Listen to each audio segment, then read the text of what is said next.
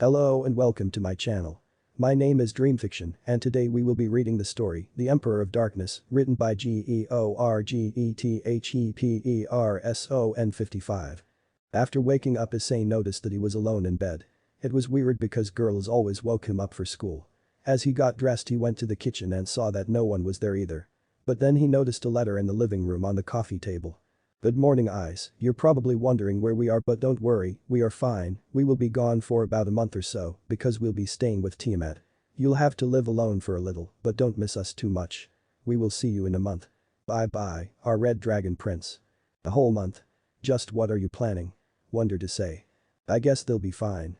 If they need me they can just call me said Issei to himself. Later Issei made lunch for himself and packed his bag and went to school. As he got there, everyone noticed that Issei came alone and they wondered why was that. The school day was more boring than usual. Issei just slept most of the time and trained in his mindscape, the teacher has given up on him already. But finally the school day was over, but before he could leave someone came up to him. Hey Issei said an emotionless voice behind him. As he turned around he saw Momo standing with a smile, but he saw right through her, she was extremely sad and depressed, just a walking shell of her former self, a simple doll. But for a moment Issei thought how beautiful she looked and her hair looked so silky. Come on Issei, get it together. What's happening to you? Thought Issei. Partner, I think she will fit well in your harem said Drake amused with a chuckle. Yeah? Said Issei. Sona called for your presence replied Momo. Issei saw how sad and broken her voice sounded, he didn't like that, not one bit. But then he remembered that she had a huge crush on Saji. She's just like me thought Issei. Issei then came up to her and hugged her bringing her head to his chest and started to stroke her hair carefully. That shocked Momo not understanding what was happening. It is alright to be sad I can see you're heartbroken just like me don't hold it in just let it all out and stop thinking about that jerk you deserve happiness don't let him ruin your happiness and future said Issei. Hearing his words Momo slowly hugged him back tightly and broke down completely. The hallways echoed with cries. Unknown to them someone watched the whole thing silently it was Saji. He was sent to check on why they weren't coming yet. Now he felt even worse than before. Not wanting to make it even worse he just left. After 10 minutes of crying, she stopped but didn't stop hugging him. Better? Asked Issei as he put his chin on top of her head. She nodded slightly. She felt full again as all of her emptiness was filled with warm feelings. She felt warm and comfortable. She didn't want to let go. She wanted to stay with him and feel like this forever. Thank you but you don't need to hold it in either you deserve your happiness too you don't have to hold it in said Momo. Issei chuckled. I don't know if I should cry anymore I'm a dragon now I should be strong but I cry like a crybaby said Issei. It doesn't matter if you're a dragon everyone cries even dragons. So don't hold it in. She said as she tightened the hug. I think it's enough of crying for me, real dragons bleed, not cry said Issei. He didn't cry this time as he thought that enough tears were shed already over that. Issei looked into her eyes, to him, those eyes were one of the most beautiful eyes he saw. Your eyes are beautiful, said Issei with a warm smile. Momo's heart skipped a beat and blushed slightly and did something unexpected. She kissed Issei full on the lips, shocking Issei to his very core. But he returned the kiss. After 5 more minutes of that, they stopped to catch their breath. Issei looked into her blue-green shining eyes and she looked into his slightly glowing red ones.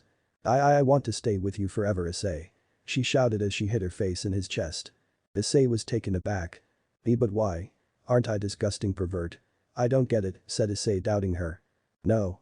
You were a disgusting pervert but now that side is gone or at least reduced greatly and now you show more of your good sides you are caring and gentle. I came here just to fetch you, but you made me feel better just with words and a warm and comfortable hug your calm and soothing voice made me calm and your strong embrace made me feel safe I never felt like that. Said Momo as she looked straight into his wide open eyes and kissed him to prove her point. Suddenly Issei's instincts kicked in and he gently bit her shoulder. She let out a small moan. As she backed away she looked at him one last time. I love you Issei Haidu. She shouted as she ran out of the class. Issei stood there for 2 minutes stunned. What just happened? I let my instincts take over my body, asked confused Issei. Ahaha you just got another girl to your harem partner, that's the power of dragon's aura, said Drake out loud, laughing his ass off. Issei sighed and left the class as he took his bag. As he walked towards the student council Momo was standing around the corner opposite to where Issei was going. What just happened? I can't believe what just happened but I don't regret it I fell in love this quickly. Said Momo as she stood against a wall. So who's the lucky guy? Asked voice. Momo looked to her left and saw Tsubasa standing with a smirk. Momo blushed because she got caught. So who is it? asked Tsubasa once more. Issei, replied Momo. Tsubasa's eyes widened from shock. You for real? Asked shocked Tsubasa. Momo just nodded shyly. How? When? Why? Asked Tsubasa. Just now in class. Sona asked me to fetch Issei. But he somehow saw that I was hurt from the inside, maybe because he experienced it too. Without a word he just hugged me and said to let it all out. I cried for about 10 minutes. I felt so good with him. I felt safe. I felt full again. His voice calmed me suddenly. I kissed him and said that I want to be with him forever, and as I ran out of class I said that I love him, explained Momo with an ever-growing blush. Wow, that was unexpected. Well, good luck I guess, said Tsubasa as she left for the student council room. Thank you Issei, she's finally back to being herself, thought Tsubasa. But Issei knocked on the door, which was soon opened by Sona's queen Tsubaki. Oh, Issei. Please come in, said Tsubaki. Issei came in and saw Sona and the whole peerage, except for Tsubasa, Momo and Saji. All of the peerage members looked at him with pity. Issei then looked at Sona. Hello Sona, how can I help you? Asked Issei. Hello Haidu. I just wanted to apologize for what my pawn did to you, said Sona. As she said that, everyone saw Issei tense up. It's not your fault, you had no control in this matter, replied Issei as he looked at the ground. That is true, but still, said Sona, feeling a little guilty. Sona, don't worry, I'm not mad at you nor your peerage except for Saji.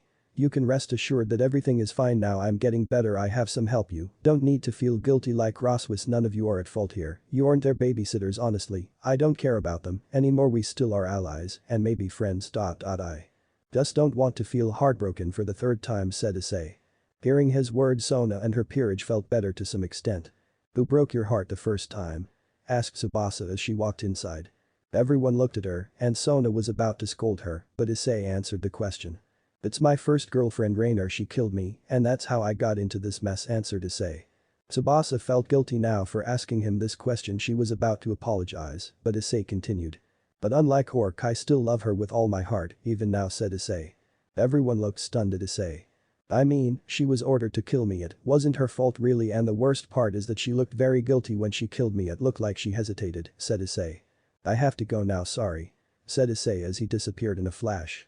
Everyone in the room was silent for some time, but Raruko was the first to talk. He still loves her even when she killed him, said Raruko out loud. And the best part is that Momo is in love with the guy, said Tsubasa, shocking everyone in the room once more. What do you mean, Tsubasa? Asked Sona. Momo said it herself that she loves him. They even kissed, haha. Alright, I think it's enough surprises for today. Everyone can go home now, said Sona. Everyone packed their stuff and left. The next day Issei woke up a bit later than usual. He almost arrived late for school. When he was waiting for the bell, someone came to his desk. Oh, so he's still a pervert. That means he lied to everyone about changing. I wonder what he did now that student council member is here, said one of the boys. Well, the girls didn't know what to think. Hey Issei, said Momo. Oh, morning, Momo, replied Issei. Do you want to go for lunch today? Asked Momo. Sure, why not? It's boring here alone anyway, said Issei with a smile. Alright, then see you later, said Momo as she left. The boys were shocked while the girls sighed in relief.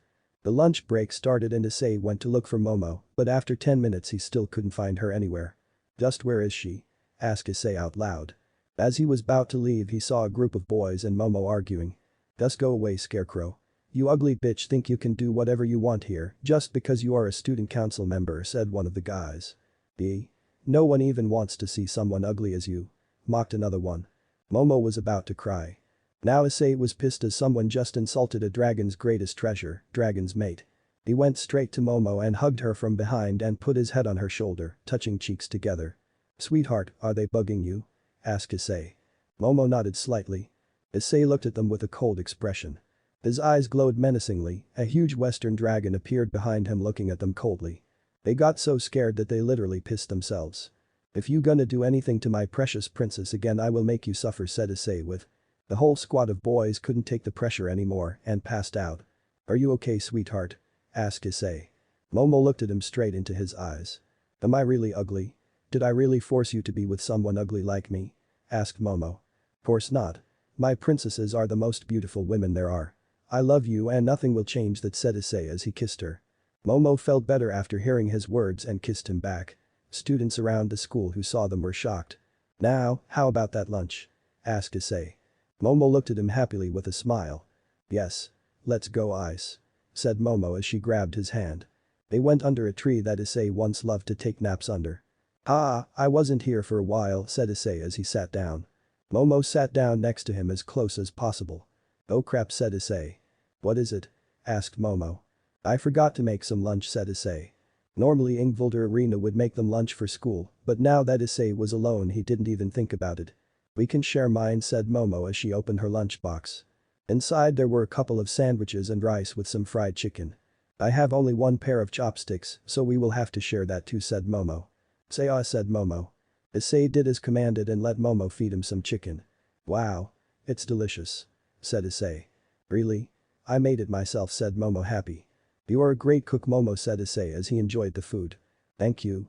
I'm glad that you enjoy it," said Momo with a smile. They ate together for a couple of minutes in silence until Momo decided to ask Issei something. "Hey, Ice, do you still love Rainer?" asked Momo. "So you know that too, huh?" "To answer your question, yes I do," said Issei. "But why?" "She killed you," said confused Momo. "True, but she was ordered to do so, plus I could see she didn't want to do any of that, she was ordered to, I think she was threatened to do so, I saw guilt and fear in her eyes, I actually wanted to help her, but when she killed Asia, my mind was lost in blind rage," explained Issei. Mono just nodded in understanding. "Where are the others? I mean the rest of your harem?" asked Momo. "They left for a month to meet someone," said Issei. This red mark appeared yesterday on my belly," said Momo as she revealed a red dragon mark on her belly. "What does it mean?" asked Momo. "Remember when I bit you? That's how dragons mark their mates," explained Issei. "Plus it looks cool on your cute belly," said Issei as he started to caress her belly. Momo blushed as she covered her belly while Issei just chuckled. They finished their lunch break with a short kiss and made their way back to class. One school day ended, Momo had to go to student council, even if Zenobia was the new head of it, and do her work, so Issei decided to visit someone as he had free time. There he stood in front of the old school building. Taking a deep breath he opened the door and walked in and walked upstairs. Upon reaching another door he knocked and after hearing an approval of enter, he opened the door and entered the room. He was met by looks of surprise from everyone but Kiba and Raswas. "Issei. Do you need something?" asked Ria, surprised, who was sitting on one of the sofas. She hoped that he came here to get back with them, but all of those hopes were crushed when Issei answered. "I need a moment with Raswas," said Issei. Raswas stood up and walked towards him. They were about to leave until Kiba said something. "Go get her, tiger," said Kiba with a smirk as he mimicked the tiger's claw, making all of the girls glare at Kiba, while Raswas had a huge blush. "Haha, will do, brother. But you should think about yourself right now," replied Issei, making the poor Raswas blush even more. "I have someone in mind, don't worry," replied Kiba, making Issei smirk. They left the building and were slowly walking away from it. "What do you want to talk about?" asked Raswas, still with a blush but calm and collected voice. "Rose, can you bring me to the old man?" asked Issei. "You mean Lord Odin?" "Sure, but I can't teleport us there directly as I don't have access to the territory because I became a devil, so they had to take away my direct access, so I wouldn't attack them with armies from the inside, so we will have to go to Norway and enter from there," answered Raswas. "Alright, can you take me there tomorrow?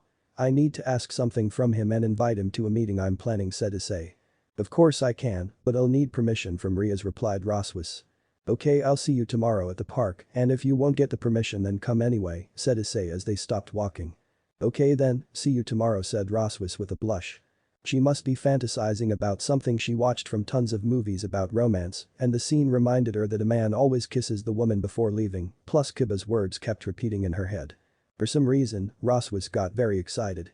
Issei saw her blush and her eyes couldn't concentrate on one thing, especially on his eyes. Issei chuckled inside his mind before he walked up to her. "Meet me 10 minutes before school at the fountain in the park," said Issei as he kissed her cheek. Issei felt just how hot her cheek was from the blush. "Bye-bye," said Issei as he left her alone to stand and think about what just happened. She touched her cheek where Issei kissed her and a small smile formed by her beautiful lips. She turned around and went back to the old school building. Time skip.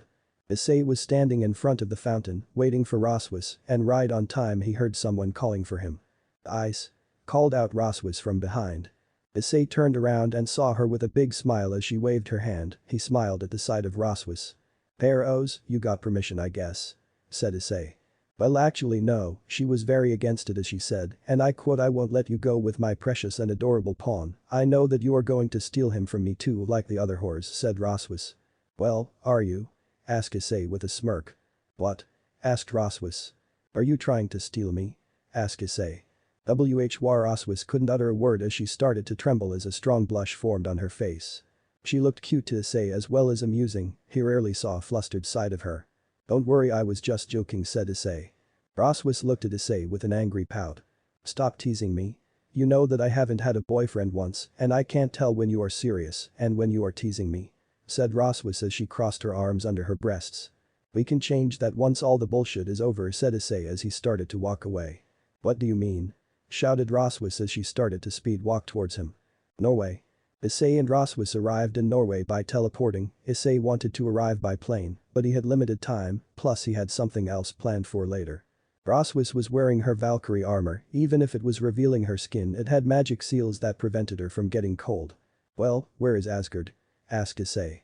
"Behind these 3 mountains, we need to climb over them and right behind them, we will reach an invisible barrier that surrounds Asgard," explained Roswis.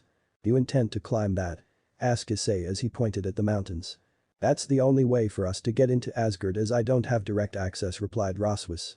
"Nah, I'm good, I don't have much time anyway," said Issei. "What do you mean?" "Balance breaker." "Welsh dragon balance breaker." He didn't let Roswis say a thing as he just grabbed her bridal style and took off fast. "You intend to climb that?" asked Issei as he pointed at the mountains. "That's the only way for us to get into Asgard as I don't have direct access," replied Roswis.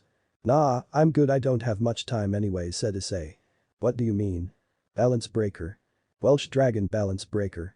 He didn't let Roswis say a thing as he just grabbed her bridal style and took off fast.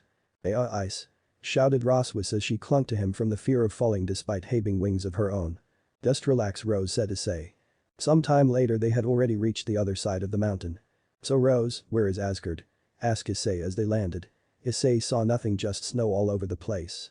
Roswis walked away a little and whispered something that Issei couldn't understand. Suddenly an entrance like a gate appeared out of nowhere in front of Roswis. Issei watched in awe as Roswis opened the golden gates that seemingly appeared out of nowhere. "Well, let's go in," said Roswis. They were walking some kind of corridor as soon as they entered the gate, which disappeared after entering. They were walking in silence until 2 Valkyries stopped them. "Halt.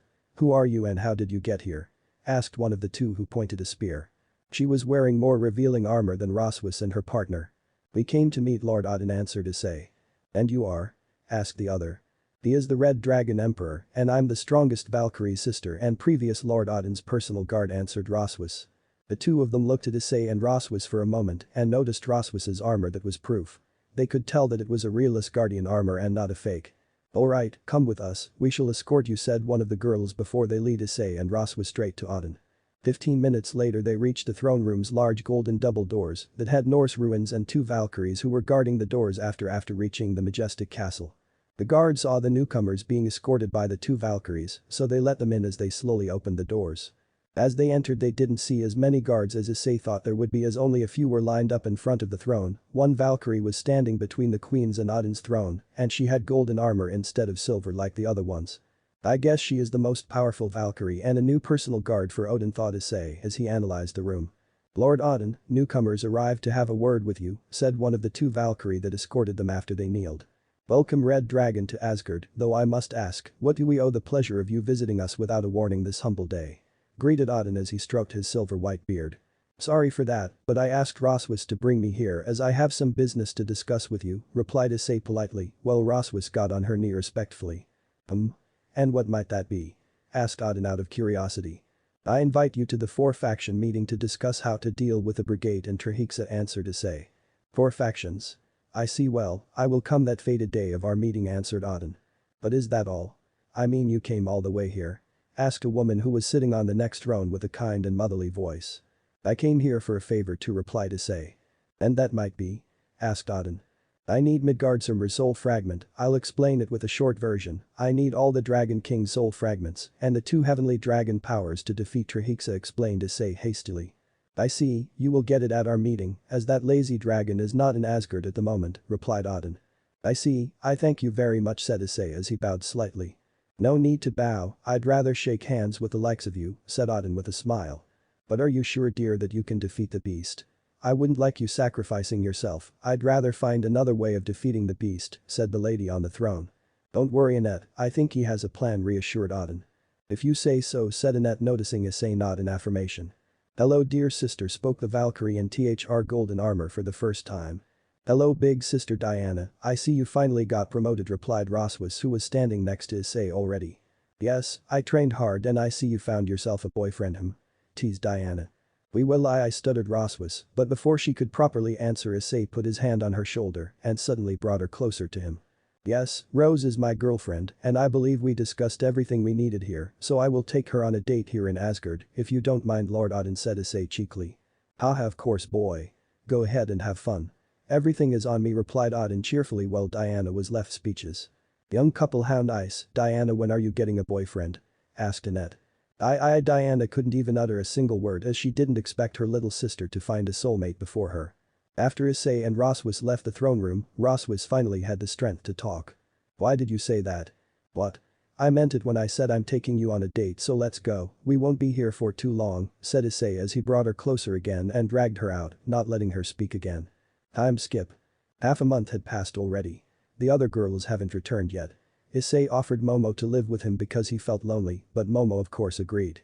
She felt really happy being with Issei almost all the time.